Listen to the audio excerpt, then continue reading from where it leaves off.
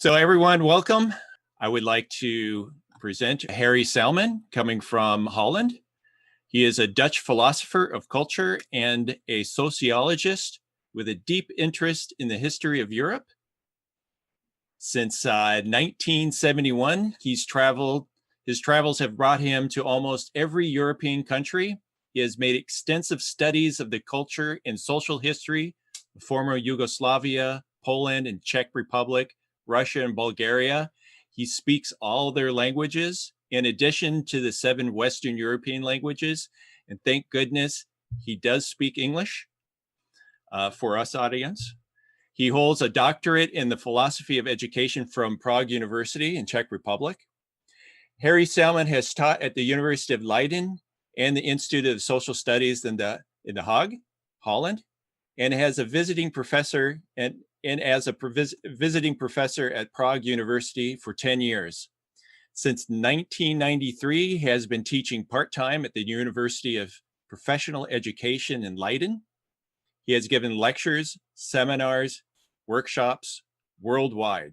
His current research focuses on spiritual history and on psychological and social conditions for the development of a new spiritual culture. The results of this research can be found in his book, The Social World as Mystery Center, which was originally published 20 years ago, but has now been updated and expanded upon this year and will be available later this month. One may pre-order his book on Rudolf Steiner Bookstore or by selecting the recommended book tab on the Mystech Live page from Friday, Saturday. It doesn't matter what page you go on. When you see the recommended books down there below the video window, that's where you'll find the book. Welcome, Harrie. Thank you so much for being here with us. Thank you, Frank. Thank you, people, for listening to me in this lecture. The lecture is about the social context of technology, and I will present a couple of elements of the history of technology. And I will start with ancient cultures where technology and science were connected with initiation cultures. Technology and sciences were gifts of spiritual beings, but in the course of time, this connection disappeared, and we entered a phase in which we as human beings have to discover things ourselves, for which we have been given by Aristotle the faculty of logical thinking, or the method of logical thinking, which has helped us to create the beginnings of a new scientific approach to understand the world and to use our knowledge for technical purposes.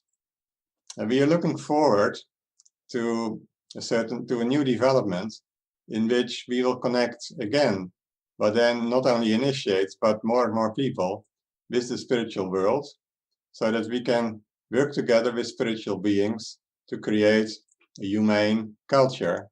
But there is also a problem, because in this history of 2,500 years of science, science and morality became disconnected, so that there is not a clear connection anymore between the development of science and technology and the real needs of human beings.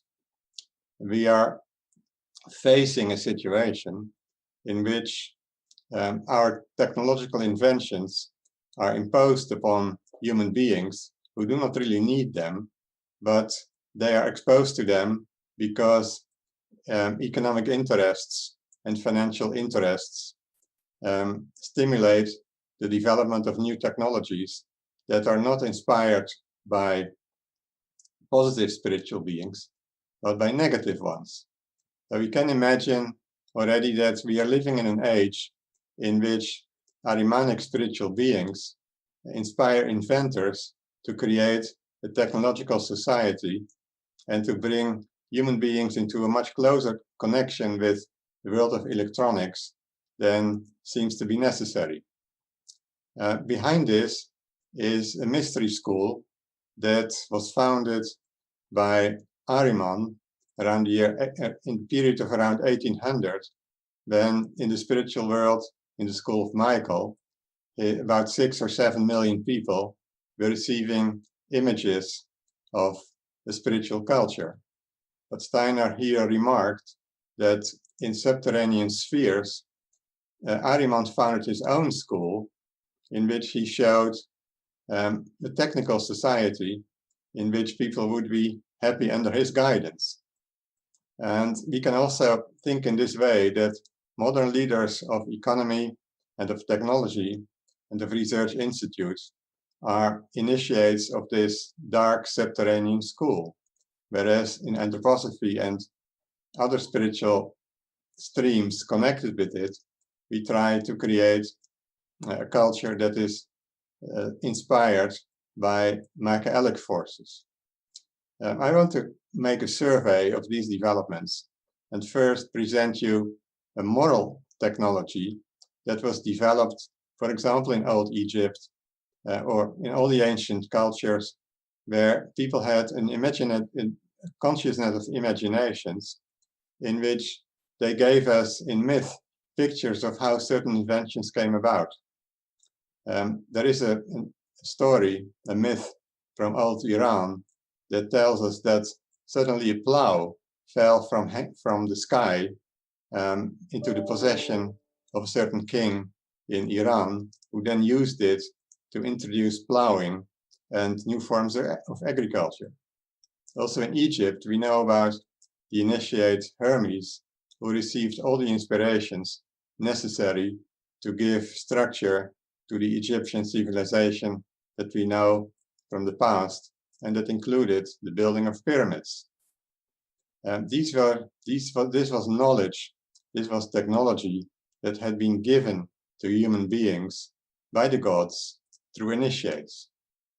And this includes every part of what might be called primitive technology. For example, the art of looming, of textile production on looms. We can also think of irrigation techniques, and so much more is in myth described as gifts from the gods. That is the old culture in which we received inventions as gifts. Now we are in another kind of culture in which inventors receive also inspirations for technology that might be used against the interests of humanity. Whereas in the old culture, there are always certain social needs to produce new forms of technically advanced life. In between is this development of human thinking, which indeed helps us to study the world, to learn the laws of nature, and to become active in understanding nature and changing nature through technology. This is the world in which we have been living since about 500 years. Behind this new technology is this way of thinking, intellectual thinking, of which Rudolf Steiner gives a very interesting proto-history. In one of his lectures, he says that at the end of the Middle Ages, the structure of the brain changed so that people were able to develop intellectual thinking. The first people who developed this were, according to Steiner, Abraham and Moses, but also Greek philosophers. And it was Aristotle who discovered the laws of logic that could then be used to teach young people in the Middle Ages to develop their intellectual thinking. But this was first a small group, but since the end of the Middle Ages, everybody is able to develop this new kind of intellectual thinking because the brains are changing or have changed since the end of the Middle Ages. And as a result of this, everywhere old clairvoyance is disappearing. Well, there is something else. This is not only this is not only a development in which morality can still guide our scientific and technological technological endeavors, as has been done in, for example, the Order of the Cistercians, who built monasteries to create models for a new modern to create models for agriculture with improved agricultural techniques. Or we can think of Central European alchemists, for whom their laboratory, where they prepared remedies and medicines, were also places of prayer, in Latin oratoria. So a laboratory was also an oratory for Renaissance alchemists.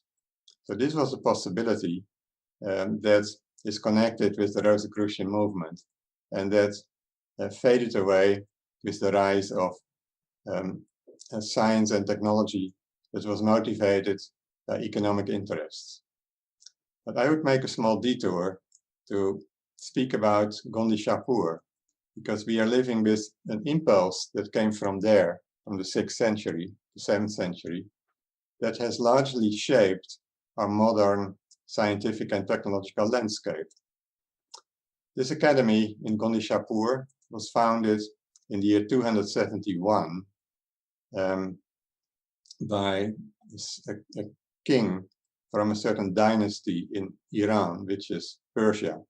It was a Sassanid dynasty that founded its capital in a town that was a bit older, and to where many medical doctors and Christians from Syria had been deported to this place to support the development of scientific and cultural life in this new capital city. I've been in Gondi Shapur myself. I believe as many of the few anthroposophists who went there to look at the situation now and to imagine the setting of this place, which is in a former desert. The area is called Khuzestan, which is in the Iranian province, where they found a lot of oil much later, and where also the sugarcane was produced with the help of water that was transported to the plains of Gondi Shapur through irrigation channels. In this academy, people were developing ways, and that was special of this academy in Iran, ways to connect with spiritual beings from what they called the sphere of the moon, to the sub-lunar sphere, extending between the earth and the moon itself. And they were inspired by spiritual beings living in that sphere to create new ideas and to create new technologies. And what Steiner says about this, that in the course of time, these people received knowledge that made it possible to already introduce all kinds of inventions that normally should have been made 500 years from now, so around the year 2500, as Steiner said, when humanity would be ready for it, which means when humanity would have developed a moral consciousness strong enough and to deal with these technological possibilities that might also destroy the earth or turn humanity into a horde of slaves. This goal of the Academy of Gondi Shapur was not realized. Steiner connects this with the year 666, which is the number of the beast, and which is in spiritual science the number associated with the solar demon, who was inspiring the scientists who were working together in this academy in the 7th century to make this jump to the 25th century and to develop the technology that we would have now after 400 years. But maybe our own development has developed so fast that we are already now in the 21st century receiving the technological knowledge that for which we still would have to wait 500 years if the things would have gone right.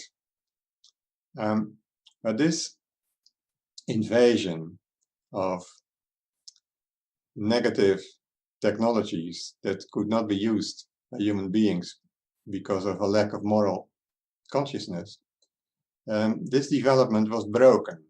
It was destroyed by an attack of Muslim soldiers in the year 641, so about 25 years before the black magician of Kondishapur would have created this breakthrough in Ahrimanic knowledge. So then Muslim soldiers captured the city, and the physicians and scientists who were working there were brought to Baghdad in Iraq, where they served the scientific development that the Caliph of Baghdad, Harun al-Rashid, sometime later wanted to achieve. So Steiner says that this whole impulse was broken off by the Muslim warriors, and that only a few smaller effects spread to Europe in the course of the next 700 was delayed. But there was a return of this impulse, as Steiner indicated, 660 years later, which was in the early 14th century, who were under torture, suffering from direct assaults of their subconscious world.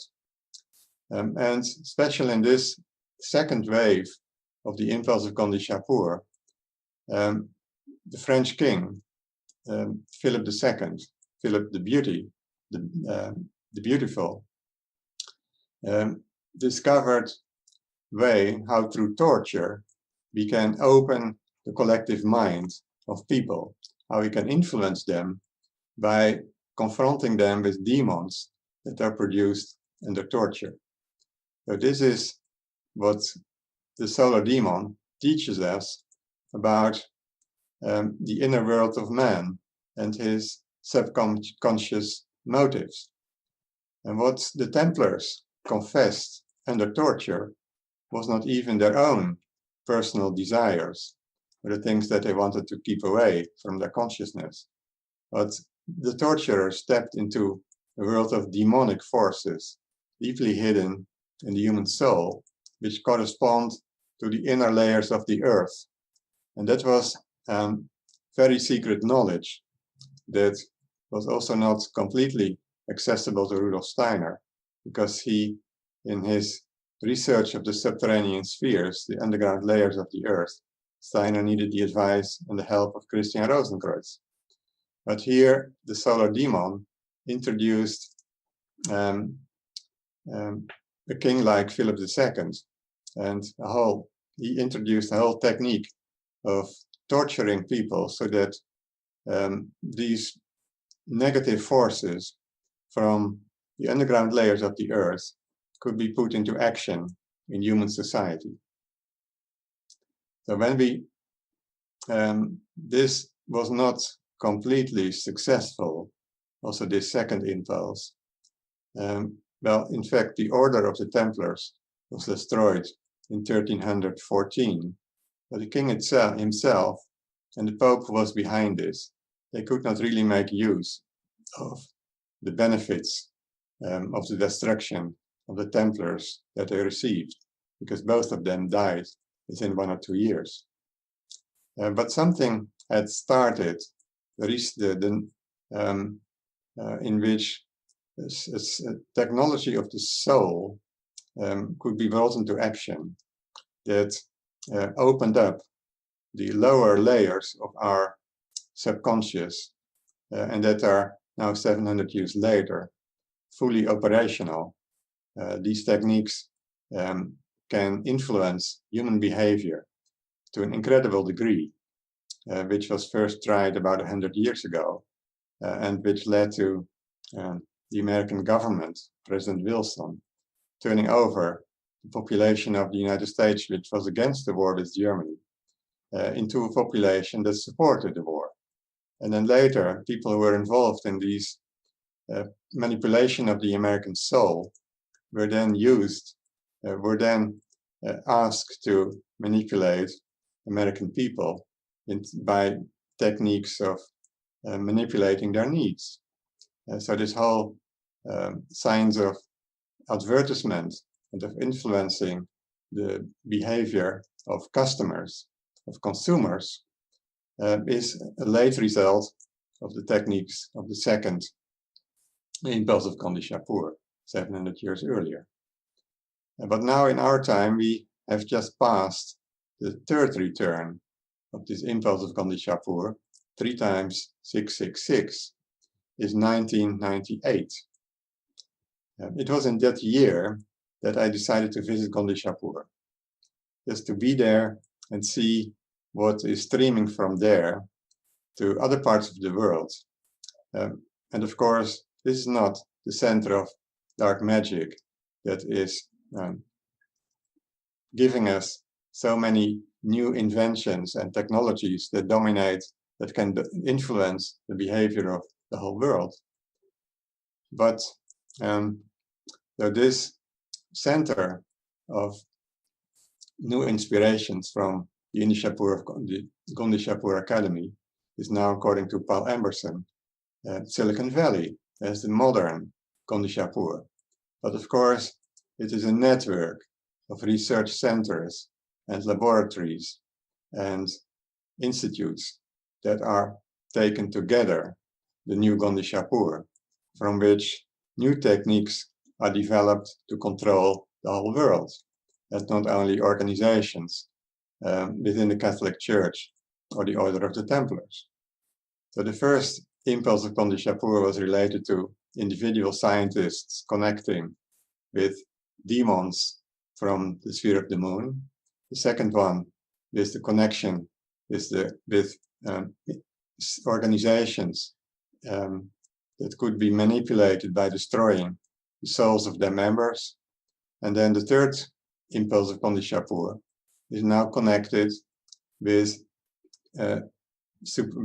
control of the global population, which happens with techniques that are used in social media, where people are manipulated to remain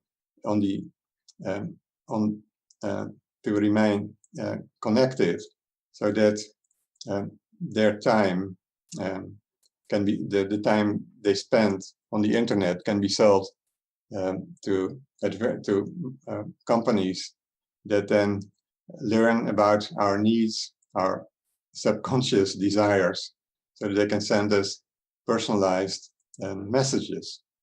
So that is one of the aspects of the Academy of Gandhi Shapur as it works today.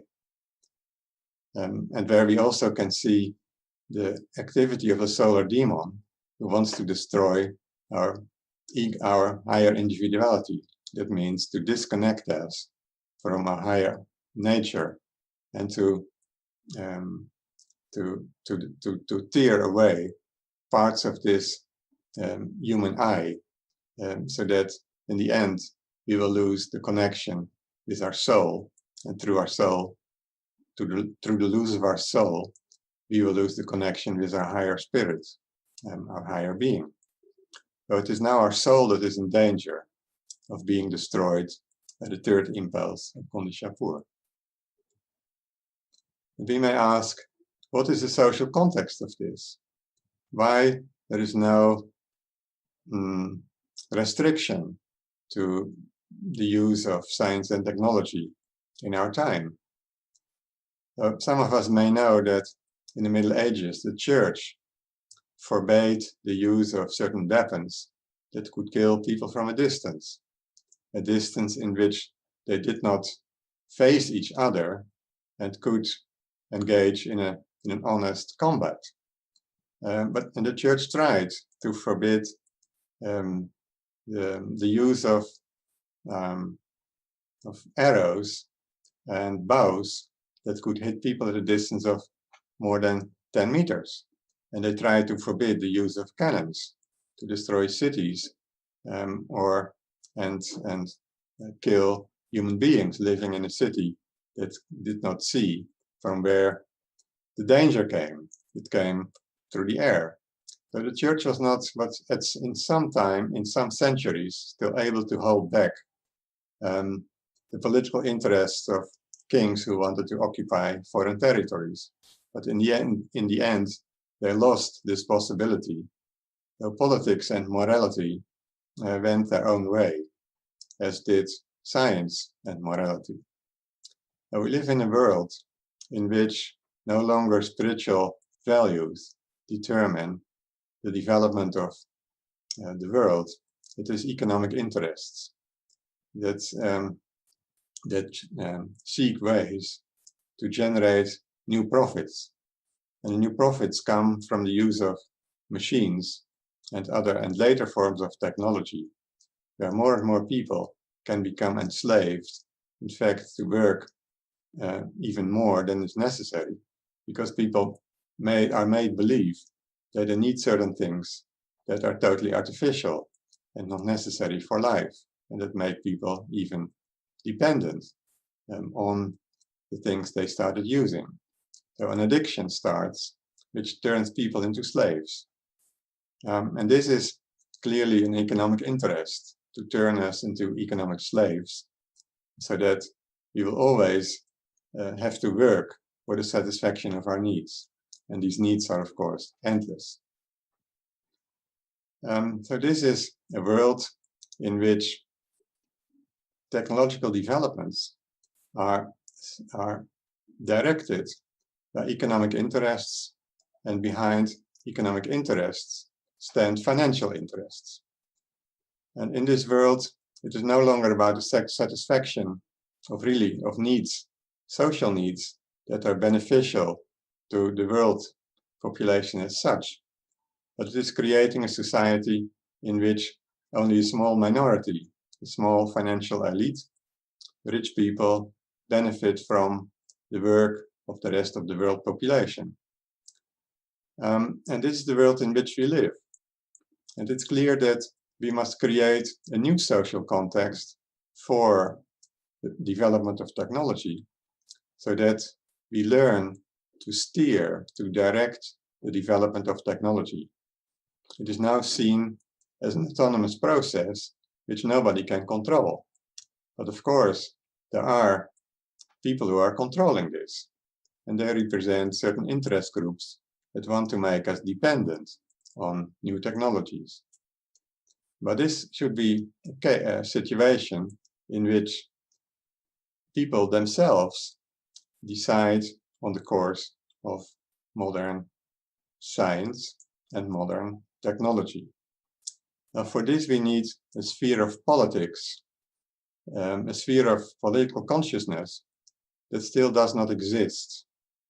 And only through such a sphere we can, as human beings, create a society in which real economic needs are met and not just artificial human needs.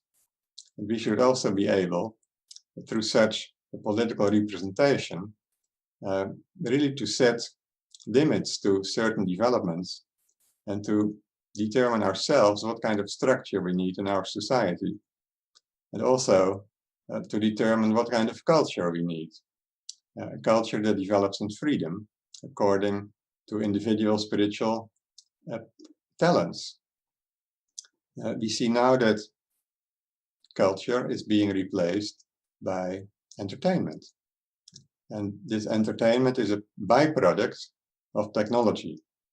So culture is disappearing, and we see technology taking its place.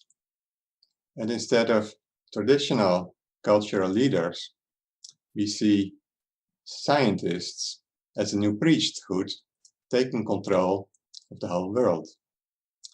It's of course difficult to imagine a world in which financial interests and the elite do not rule us.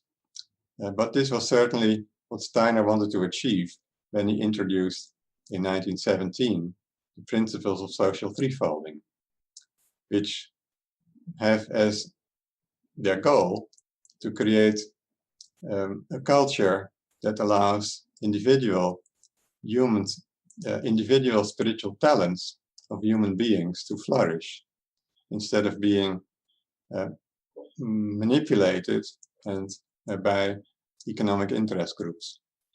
And secondly, a political sphere in which human beings, out of their own consciousness of rights and duties, determine the structure of society. And an economic life, thirdly, in which we produce for human needs, instead of manipulating human needs to sell more products. So the basic point for Steiner was the need of human beings and not the production of things. And for this, there should not be a free market in which people, in which the products are pushed into the market, but there should be arrangements in which people as consumers can meet people as other people who produce, and between them, people who connect demand and production.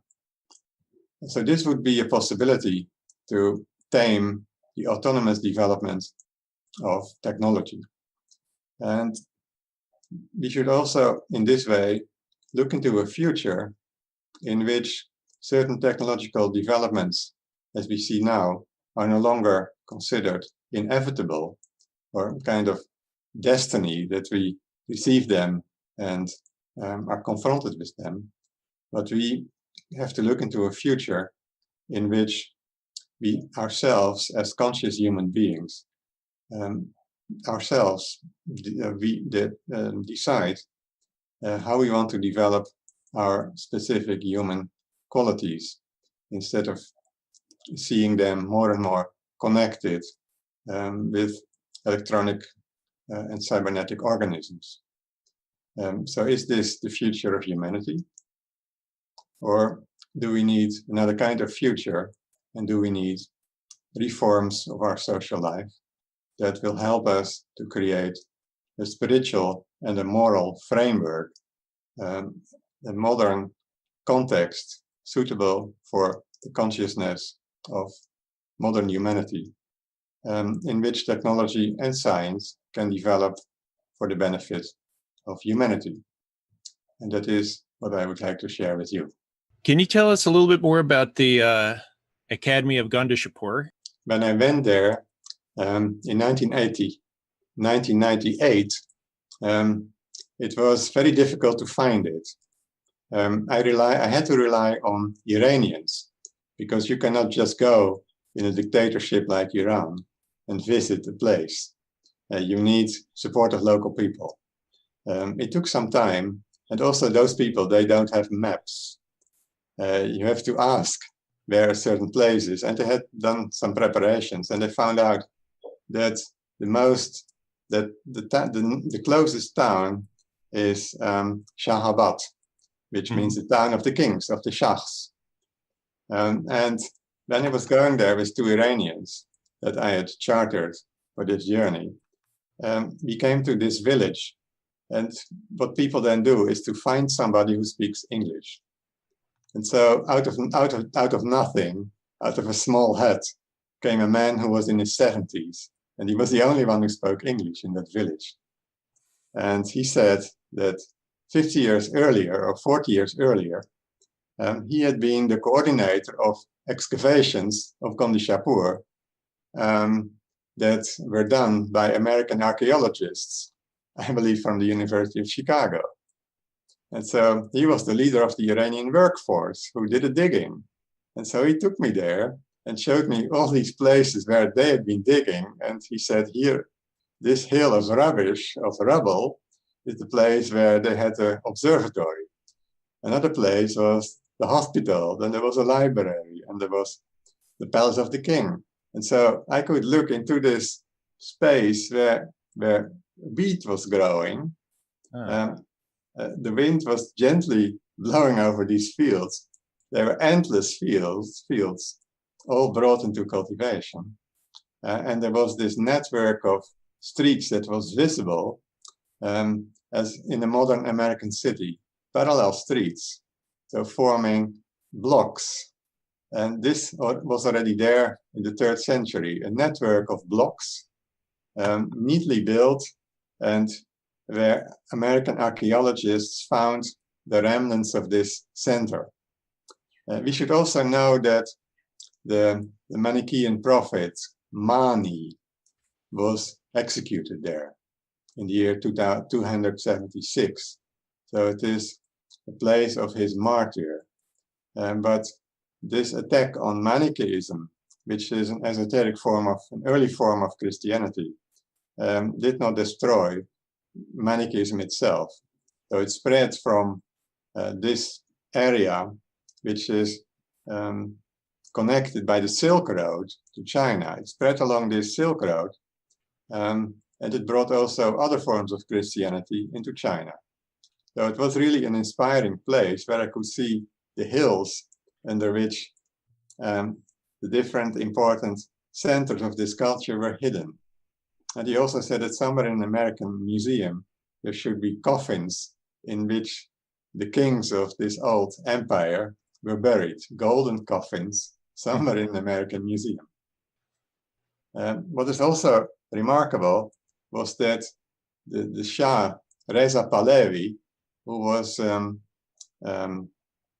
overthrown by Khomeini and his Islamic revolution, he had this vision that he should celebrate the 2500th anniversary of the Iranian kingdom, and he wanted to rebuild Gondishapur.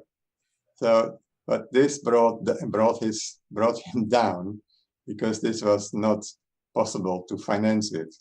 And I would also say he would have released the demons of Gondishapur into modern age. So that was my journey to Gondishapur. Yeah, that's incredible, because I always thought it was a city. I mean, someplace you can go. No, it's a city. A rebel. City has long disappeared, and when the Muslims conquered it in 641, it didn't have a long life anymore, because most of the people were brought to Baghdad. And so it just disappeared from the map of Iran. Right. And much later, these Iranian villages were built around it, and nobody knew that Gondishapur had been there. Right. Well, that makes sense. What they had to do to get there was to fly in the night from Tehran to a provincial city of Ahvaz. Then I had to take a bus of 2 hours to a smaller town, a provincial town. And there a bus was waiting to bring me to another place. And there were only 2 places left in the bus. And when I came there with my companion, this bus, which would only go once a day, set off with us to Gondishapur. What so a this journey. was a journey also guided by angels, because there were 2 places left in the bus, and otherwise we would have to wait another day.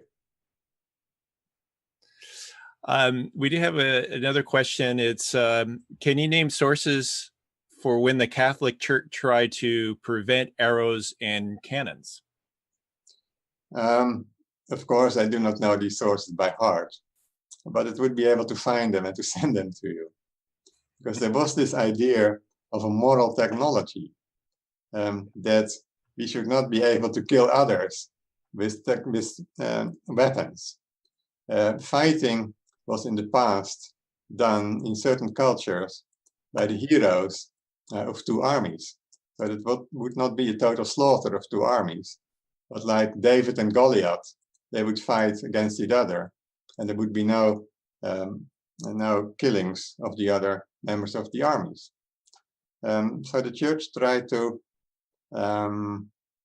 create a context for an honorable krieg, a war, in which would only be fought as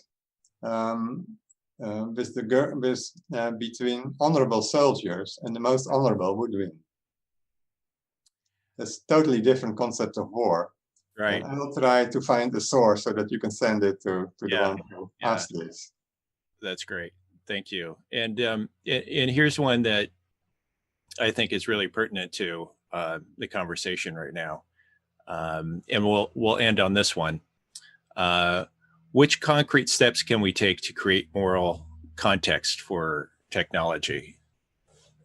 I would say that in communities, we can develop forms of technology which are useful for the community, instead of relying on global networks as Facebook, for example. We can create local links between people that are free, also free from influence of the companies that want us to sell certain products. Or so it is possible in small communities to create new forms of communication for which we need technology. There's nothing against this. We can also create forms of consciousness that will support in the community people to find moral ways to deal with technology, ways that do not make them addicted anymore to social media, for example. So people need support from one another to deal with modern technology. We can also make concrete steps by protecting our community from 5G. And this is happening already in many countries of the world.